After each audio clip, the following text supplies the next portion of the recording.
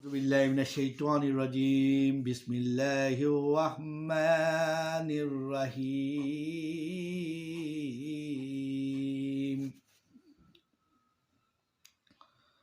নাহমাদুহু ওয়া নুসাল্লি আলা রাসূলিল কারীম আম্মা বাদ। প্রিয় দর্শক, আপনারা যে যেখানে আছেন ভালো আছেন, সুস্থ আছেন, আশা করি আপনারা ভালো সুস্থ থাকুন, এই দোয়া কামনা করি। আজকে আপনাদের সামনে আমি একটা দোয়া নিয়ে হাজির হলাম। খুবই গুরুত্বপূর্ণ এই দোয়া। রাব্বানা তাকাব্বাল মিন্না ইন্নাকা আনতাস সামিউল আলিম ওয়া তুব আলাইনা ইন্নাকা আনতাত তাওয়াবুর রহিম। এই দোয়াটুকু আপনারা যদি প্রতি ফরজ নামাজের পর এই দোয়া করবেন ইনশাআল্লাহ। এই দোয়াটুকু করলে আপনারা তিনটা ফায়দা হাসিল হবে।